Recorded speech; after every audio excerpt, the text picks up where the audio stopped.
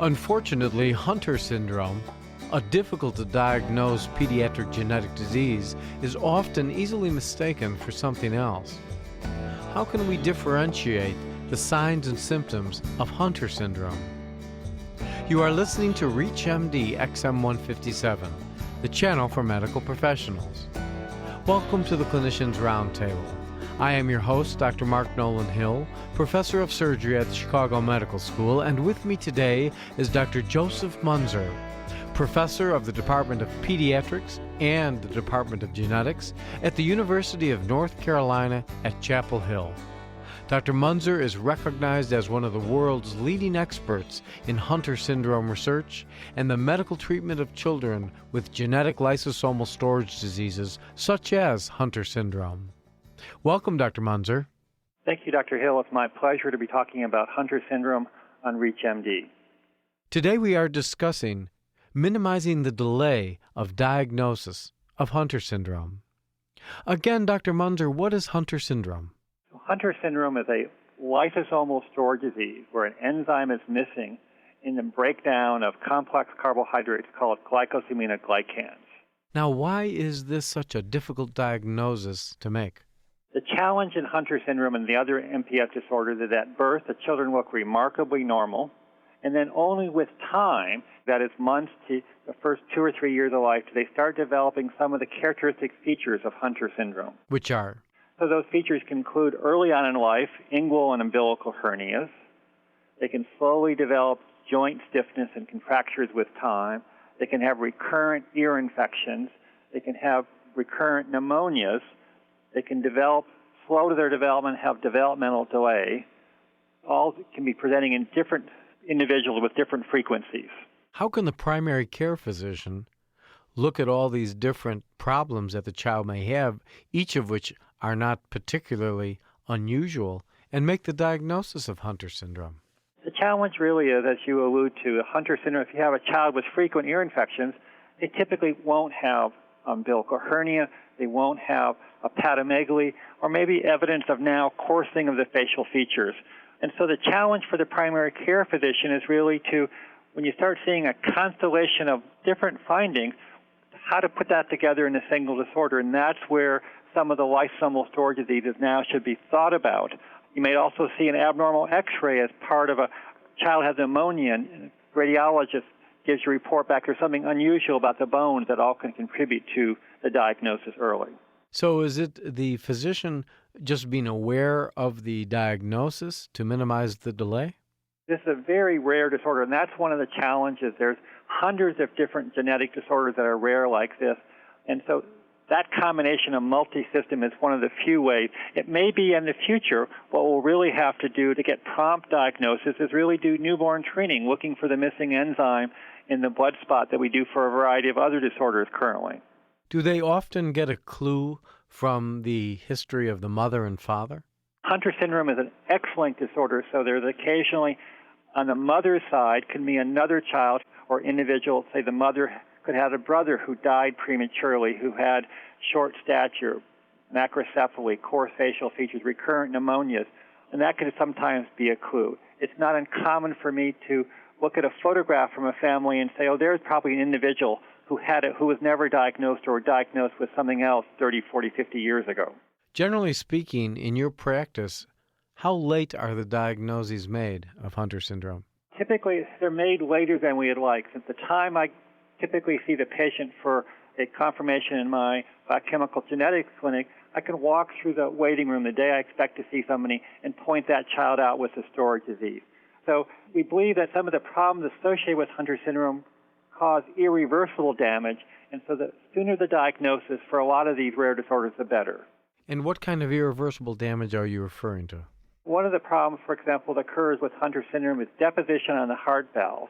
We get the deposits of the stored material, those heart valves get thickened, and then with time they turn to scar tissue, and you get a very abnormal heart valve that either won't open properly or close properly, and that now becomes an irreversible damage where early on, before that deposition occurred, we may be able to prevent that from happening by some of the current treatments we're using.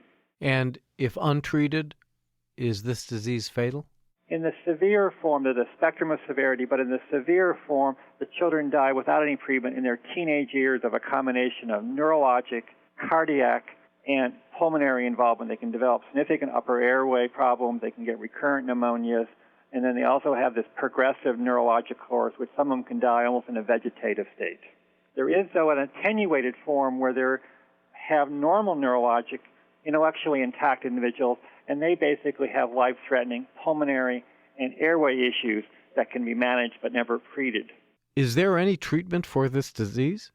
We currently now have a treatment in the form of replacing what's missing. That this is a lysosomal storage disorder where an enzyme within the lysosome, that's destined for the lysosome, not made properly, and now we have the capability of giving that enzyme back. So there's a commercial preparation of the missing enzyme called elaprase that we can infuse in individuals to help improve their quality of life. And how effective is this? Clearly, the enzyme is more effective the younger we give it. Our clinical trials demonstrated that we could improve their ability to walk during the clinical trial, but it's hard to get reversal of some of the long-standing disease. For example, one of the major problems occur is joint restrictions because it deposits within the synovium that basically then prevent the joint from working properly, with a secondary fibrosis occurring once that joint stops moving much. And so if we can do a better job with the enzyme replacement therapy preventing problems, then we can trying to reverse long-standing irreversible disease. Well, you clearly have made the point that it is critical for early detection. How do you actually make the diagnosis definitively? The definitive diagnosis is really based on measuring the missing enzyme either in a blood sample or in white cells. This is a routine test? It's a routine test for geneticists, but it's clearly not a routine test for the primary care physician to do. Well, when does a pediatrician or a family practice physician send a patient to a geneticist? I'm sure the family must be very upset when you say, I think you should see a geneticist. And the families are upset, but I think that the key is when you start seeing multiple systems involved, or if you see really significant abnormalities in terms of, for example, different syndromes that we see all the time in genetics clinics, that we can recognize that the pediatrician may not know what they are. So when you have a child who has abnormal physical features, abnormal development, those should all prompt a referral to a specialist, whether it's a geneticist or somebody else, depending on the multi-system involvement. You mentioned that you can often, in a late case, pick out the child in your waiting room. As a pediatrician and as a geneticist, how difficult is it for you to think, well, this is certainly a case of Hunter syndrome? So a child that has facial features and other problems associated with storage, it's pretty obvious this would be the typical of an MPS where you have both enlargement of the livers, coarse facial features, stiff joints, and abnormal gait. So when I see a child like that, the diagnosis is relatively straightforward. I can measure the glycemic glycans in urine, and I can also send individuals off to get some x-rays to see if their bones are abnormal, which help me. And then the gold standard is really sending off for the missing enzyme, either in serum or in white cells. If you make the diagnosis of this child who has Hunter syndrome, do you routinely check all their siblings and their parents? I don't check their parents, but certainly I would check another younger male sibling. Because, again, this is an X-linked disorder, and within families we see relatively similar severity. So if I have a child who's 4 or 5 who already has physical disease and has a diagnosis of Hunter syndrome, then I clearly would check all their younger male siblings because there's a chance that one of them may have it, and we just haven't had enough signs or symptoms to say to the parents there's something wrong with that child. Currently, with the treatment that you mentioned was available, how old is the oldest person with Hunter syndrome? This is really a disorder, a spectrum of severity. So people talk about how old, but I currently know of individuals in their 60s who have the very mild form or attenuated form of Hunter disease, where they have some cardiac and airway involvement, but otherwise very well could live a normal lifespan with the appropriate intervention. And what do you tell them in terms of their children and grandchildren? Individuals with Hunter syndrome, given it's an X-linked disorder, all their daughters will be carriers, but none of their males, children, offspring, will have Hunter syndrome. So all their daughters are at risk for having individuals with Hunter syndrome. And what do you advise them?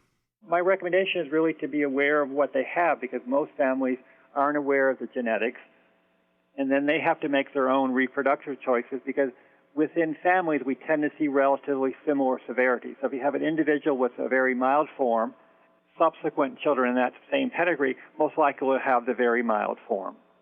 I want to thank Dr. Joseph Muenzer, who has been our guest. We have been discussing minimizing the delay in diagnosis of Hunter syndrome.